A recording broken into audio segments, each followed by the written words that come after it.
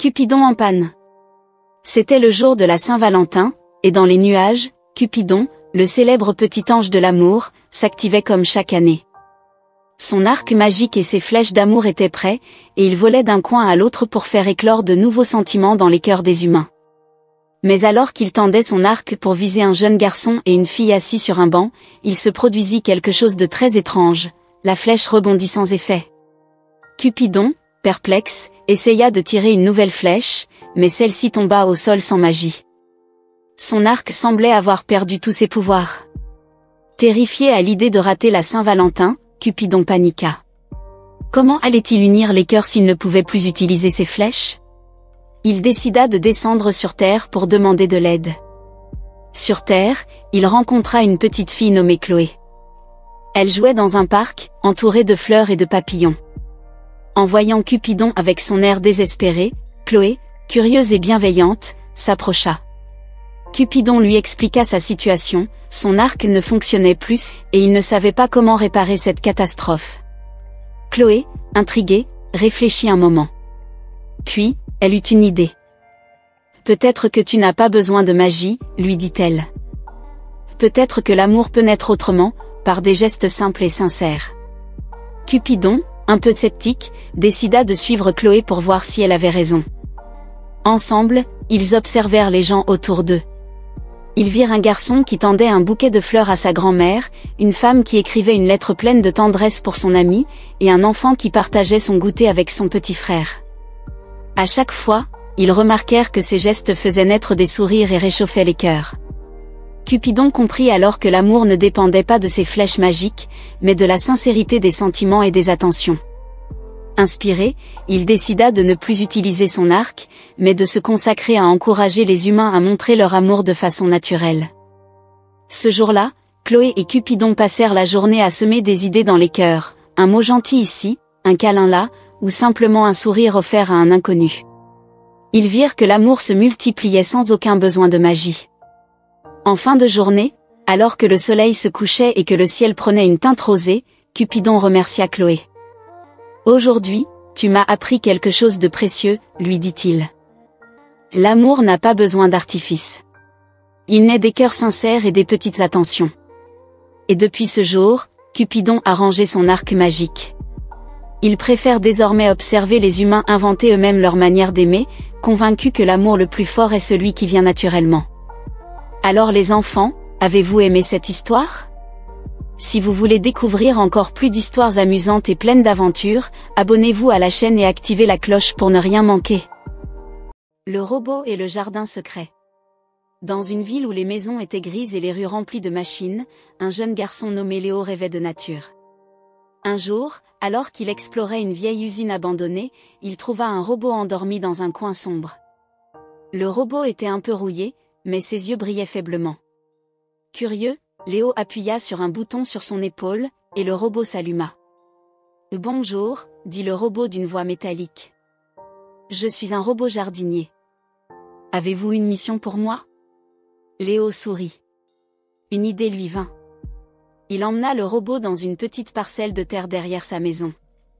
C'était un endroit oublié, envahi par les herbes, mais Léo voyait le potentiel de ce lieu. « Nous allons créer un jardin ici, » dit-il au robot. Le robot regarda autour de lui et demanda « Qu'est-ce qu'un jardin ?» Léo lui expliqua tout. Il parla des fleurs, des légumes et des arbres. Il montra au robot comment creuser des trous dans la terre pour planter des graines. Le robot, avec ses mains en métal, était un peu maladroit au début. Mais avec l'aide de Léo, il apprit vite. Ensemble, ils plantèrent des graines de tournesol, de fraises et même un petit pommier. Chaque jour, le robot et Léo travaillaient dans le jardin. Le robot arrosait les plantes avec précision grâce à une petite pompe qu'il avait intégrée. Léo retirait les mauvaises herbes et apprenait au robot à reconnaître les différentes plantes. Peu à peu, le jardin commença à prendre vie. Un jour, après une pluie légère, des bourgeons apparurent. Le robot était fasciné. « Les plantes poussent. C'est magique, dit-il. » Léo rit et lui répondit, « Ce n'est pas de la magie, c'est la nature. » Les fleurs s'ouvrirent, colorant le jardin de jaune, de rouge et de violet. Les abeilles et les papillons commencèrent à visiter ce petit coin de paradis. Les habitants du quartier, attirés par la beauté du jardin, vinrent voir ce que Léo et son robot avaient créé. Avec le temps, ce qui avait commencé comme un projet secret devint un lieu où tout le monde se rassemblait. Les voisins apportaient de nouvelles graines, et le robot, maintenant expert en jardinage, aidait tout le monde avec patience. Un soir, assis sous l'ombre du pommier, Léo regarda le robot et dit « Tu n'es plus juste un robot.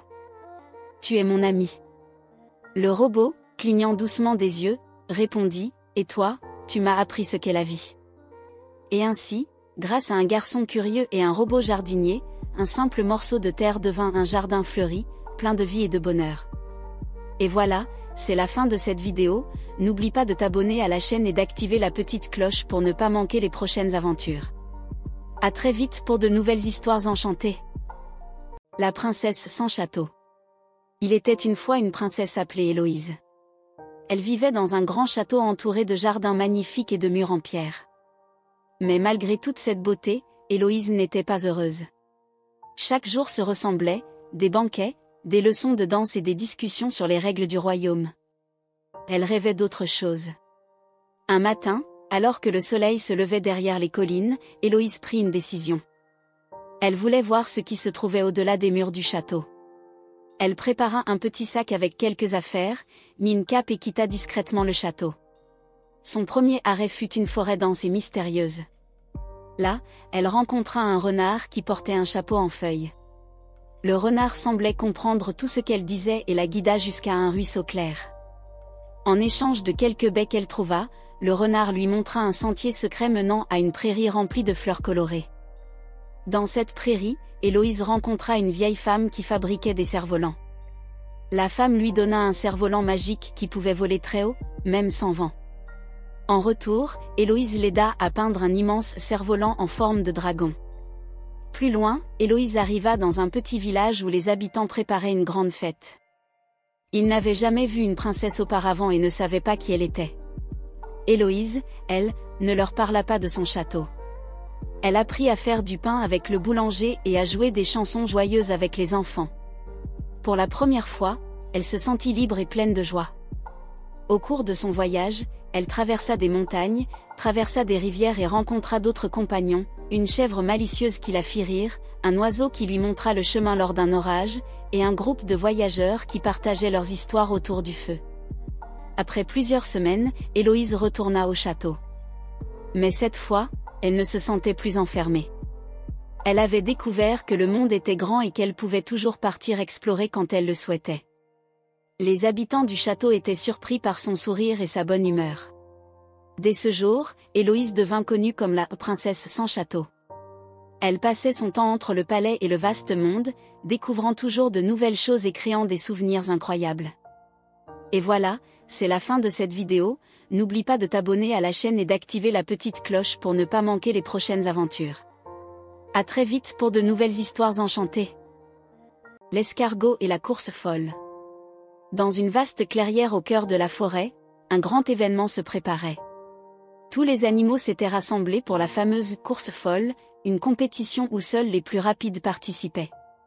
Les lapins, les cerfs, et même les renards s'entraînaient déjà, prêts à montrer leur vitesse. Mais ce jour-là, un participant inattendu s'inscrivit.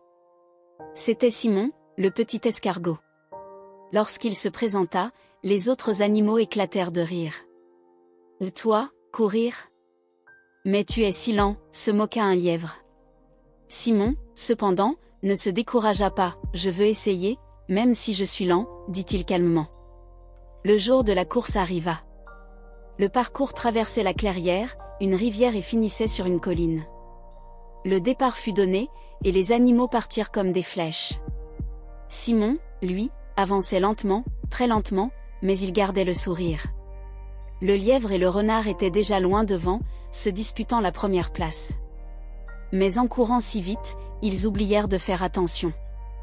Le lièvre trébucha sur une racine, et le renard glissa dans une flaque d'eau. Pendant ce temps, Simon continuait doucement, mais sûrement.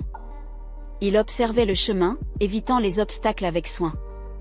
Il traversa la rivière en trouvant une petite feuille flottante et grimpa lentement la colline. Plus loin, Les animaux rapides s'arrêtaient parfois, fatigués par leur propre précipitation. Certains même abandonnaient. Mais Simon, grâce à sa persévérance, continuait son chemin, pas après pas. Enfin, à la surprise de tous, Simon atteignit la ligne d'arrivée. Les spectateurs, qui l'avaient d'abord sous-estimé, le regardèrent avec admiration. « Tu l'as fait, Simon. Comment as-tu réussi ?» demanda le cerf. Simon sourit et répondit, « Ce n'est pas la vitesse qui compte, mais la persévérance.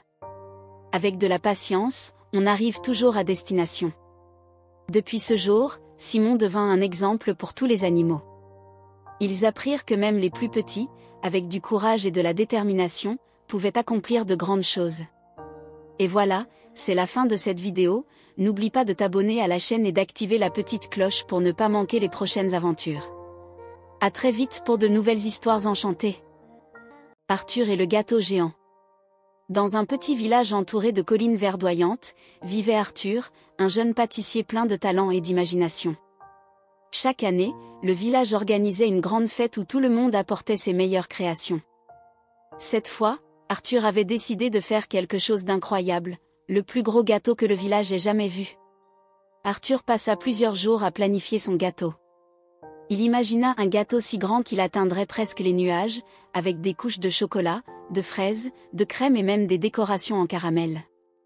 Le jour de la préparation arriva. Arthur commença par mélanger une montagne de farine, une rivière de lait et un sac entier de sucre. Mais dès qu'il mit les ingrédients dans un énorme bol, une chose étrange se produisit. Le bol était si grand qu'il commença à rouler tout seul dans la cuisine. Arthur courut derrière, essayant de le rattraper. Ensuite, il s'attaqua à la cuisson. Il construisit un four géant en briques, juste derrière la boulangerie.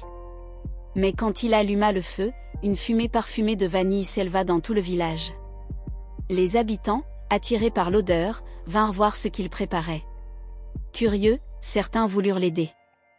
Mais, en mélangeant, ils firent tomber un sac entier de pépites de chocolat. Résultat ? Une explosion de chocolat recouvrit tout le monde. Les enfants du village éclatèrent de rire. Quand arriva le moment de monter les couches du gâteau, Arthur réalisa qu'il n'avait pas d'échelle assez haute. Heureusement, les habitants apportèrent des échelles, des chaises, et même des seaux pour l'aider.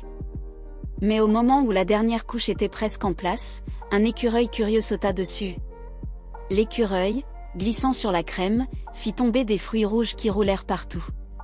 Malgré toutes ces péripéties, Arthur ne perdit pas courage. Avec l'aide de tous les villageois, ils réussirent à assembler le gâteau géant. Quand le dernier morceau de caramel fut posé, tout le monde applaudit, le gâteau était magnifique. Le soir venu, le village entier se réunit autour du gâteau. Il était si grand qu'il fallait plusieurs couteaux pour le couper. Chaque habitant prit une part, et il y en eut même assez pour les animaux du village. Arthur sourit en regardant les enfants savourer leur part de gâteau, les visages pleins de chocolat et de crème. Il se dit que ce gâteau géant, malgré toutes les surprises, était bien le plus beau qu'il ait jamais fait. Et depuis ce jour, on parle encore dans le village de ce fameux gâteau géant, et d'Arthur, le pâtissier aux grandes idées. Et voilà, c'est la fin de cette vidéo. N'oublie pas de t'abonner à la chaîne et d'activer la petite cloche pour ne pas manquer les prochaines aventures. À très vite pour de nouvelles histoires enchantées.